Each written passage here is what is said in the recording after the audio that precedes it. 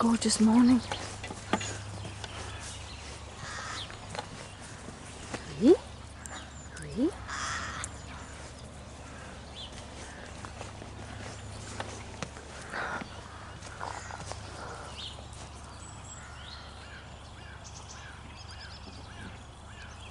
Had a pretty heavy frost last night. Oh. There's Mary on heat. Oh. It's funny how when they're on heat, they become very beautiful. Their expressions are very, very beautiful. So I've got a little dove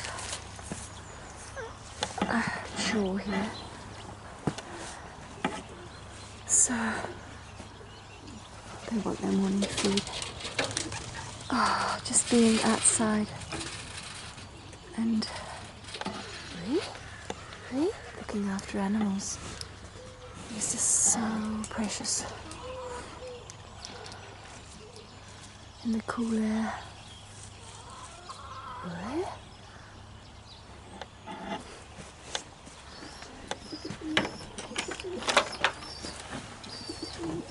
See, they want to go in here, but I want to have this for the cows because the doves, they poo on the cows, and that's really not good for the hygiene. So just do a little bit of banging here.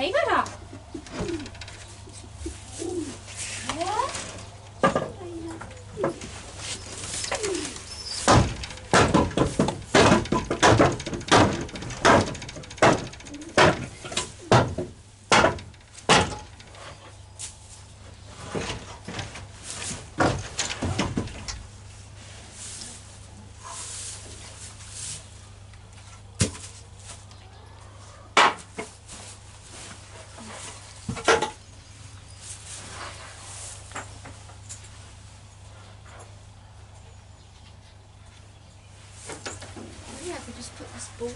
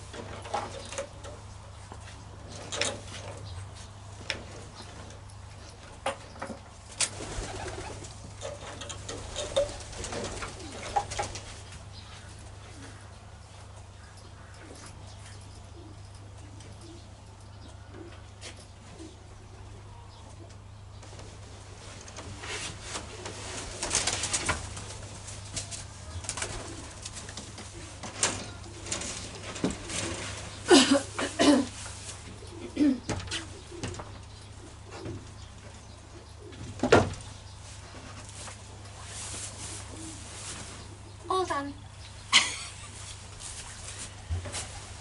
All done.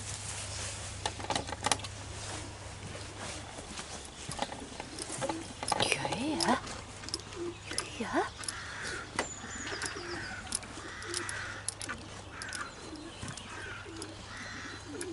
unfortunately Mary had her ear pulled when she was little. She got that ear tag, which they have to have on. She got it stuck. Yeah, but she's still beautiful.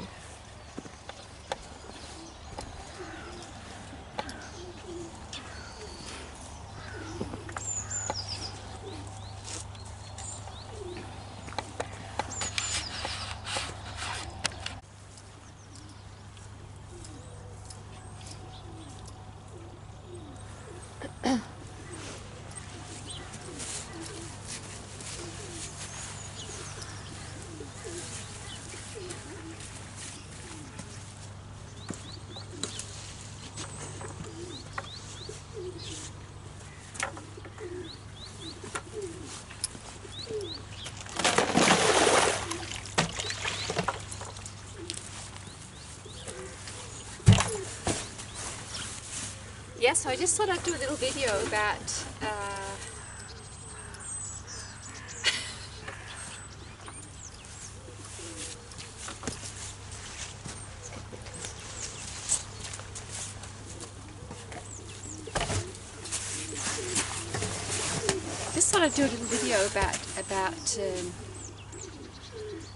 how life has changed, how this little farm I'm living on now, which I'm planning on leaving and starting it anew, it's very fascinating to think that about 100 years ago, or even less, a whole family could live off this land. It's 10 acres of land, and they had a few cows, they had a few pigs, they maybe had some chickens, and they would grow their own feed.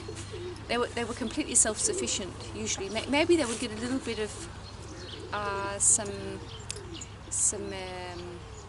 think they started having soy some years ago, but also rapeseed. But before then they were completely self-sufficient, and they could feed a whole family. And they were just really taking the food from the soil, from the land, and feeding their family. I mean, they didn't look very happy.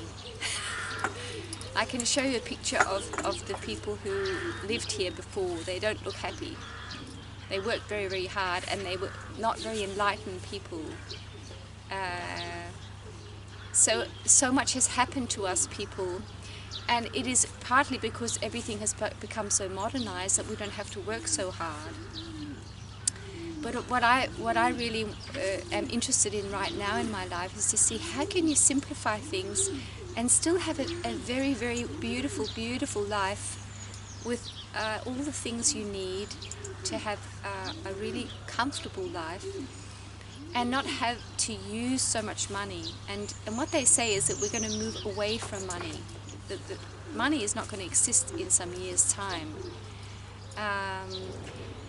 And the whole thing of see, the way that the society I live in, Denmark, the way of thinking for the normal person, which I'm not. I've never been normal. I never will be. Maybe one day. The idea is, what you have to do from you're a very, very little child, you learn that you have to, everything costs money. And the only way you're going to make it is you're going to have to get yourself a job and make a lot of money. And you're going to have to get yourself a home that's very comfortable, so it will be very expensive. So that home in Denmark, it's very common to pay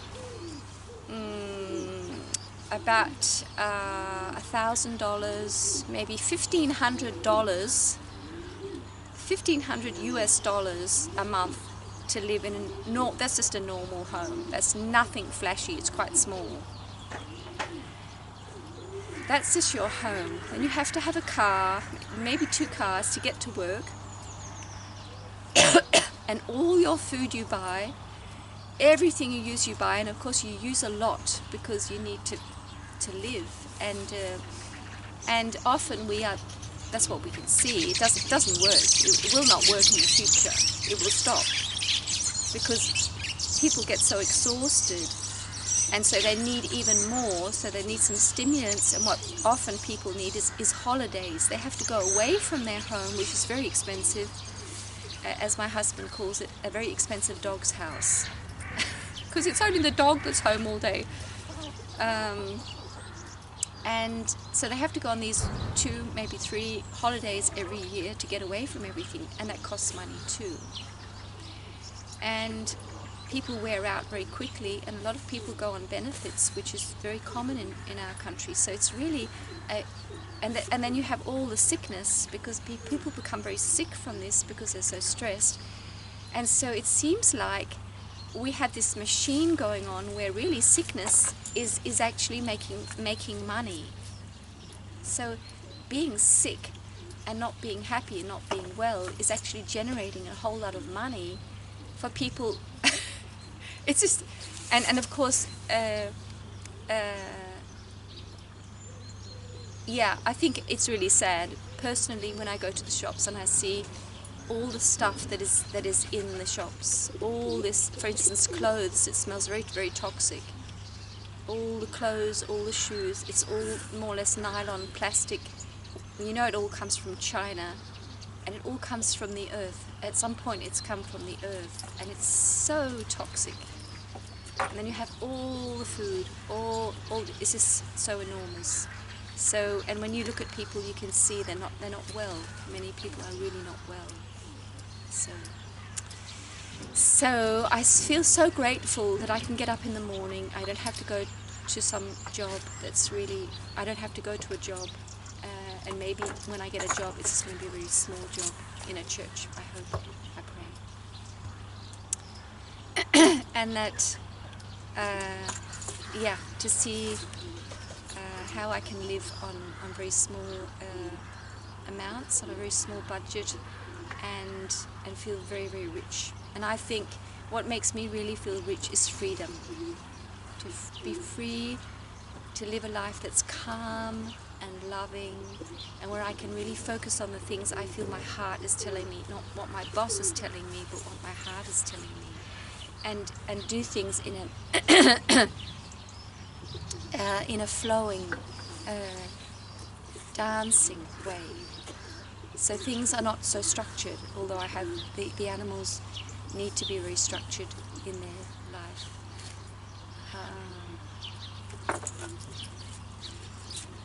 The freedom, and to be outside, to be in the fresh air, feel the light, be close to animals. I love it. So I'm going to make some videos about how I'm planning how to start my new place, and which things are really good and handy to do, and also a bit about caring for the cows and the other animals. So let's go and feed the chickens. Whoosh! And the doves. Yeah? Yeah. Yeah. We'll let out Rasmus, because he's very keen on Mary these days.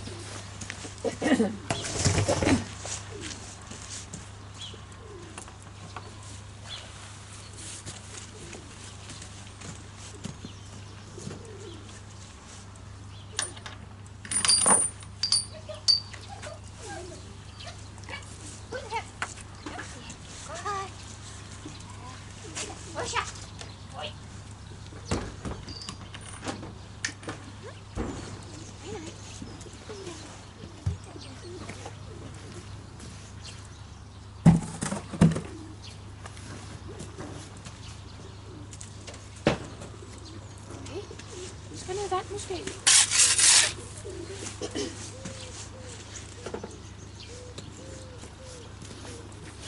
Okay, Matt. Hello, dear.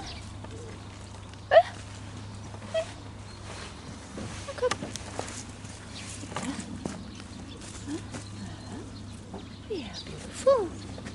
You're beautiful. Yeah. You're beautiful.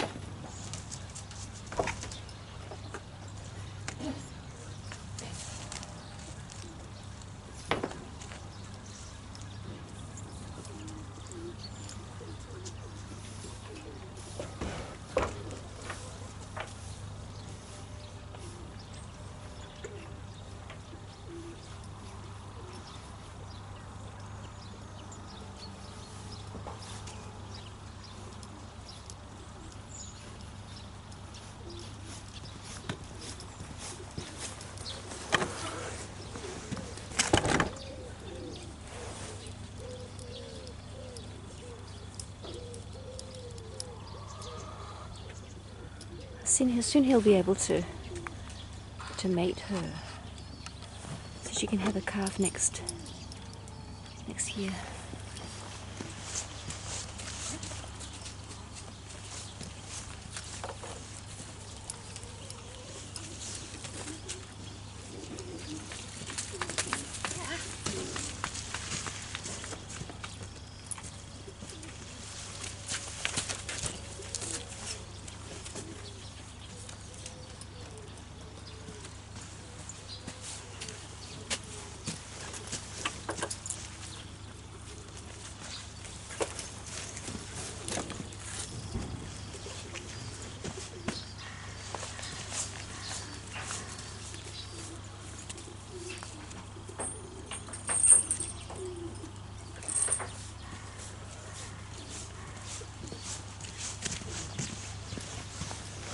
Let's do the chickens.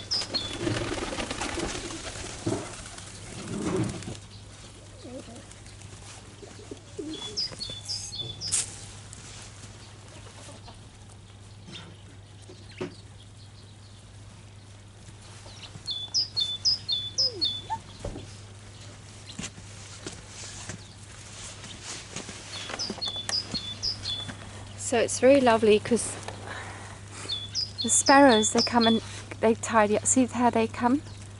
So sweet, little sparrows. I give them skim milk that's turned into yogurt or thick, nearly cheese, and put a bit of garlic on there because they've had something with they've had some mites. So garlic is good when they have these things. So they clean up well. So when you have a place like you have animals like this, you have to watch the rats. But I think they clean up really well. I just make sure not to feed them too much. And the sparrows, they're really good at, yeah, they'll do the last cleaning, and the doves also.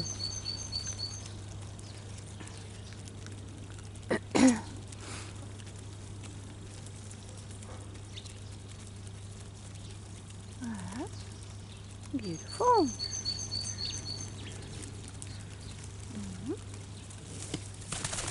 Julie?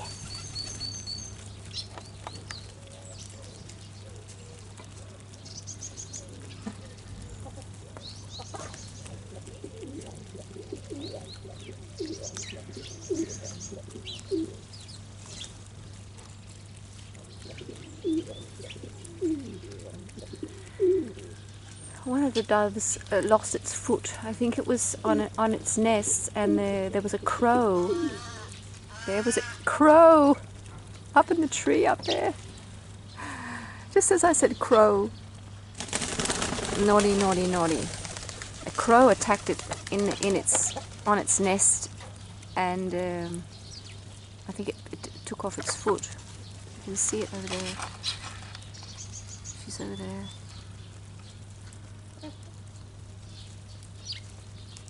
There she is. And I did some emotion code. There she is. You can see her. She's only got one foot. It was so fascinating.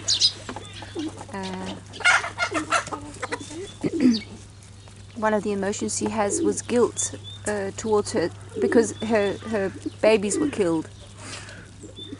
One of the emotions she had, which I released for her, was guilt. Isn't it amazing? There she is. Over there. She's a real strong one because she keeps having babies. She's very, very strong.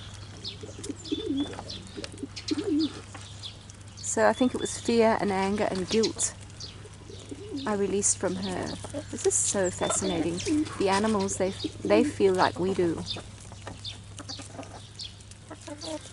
So you can see her backside. I treat it with sulfur powder, and it usually just takes it away. And also they get some garlic.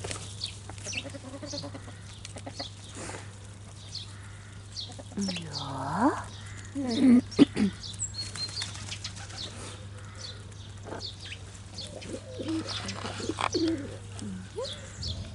Yeah, beautiful. I'm tidying up really well here.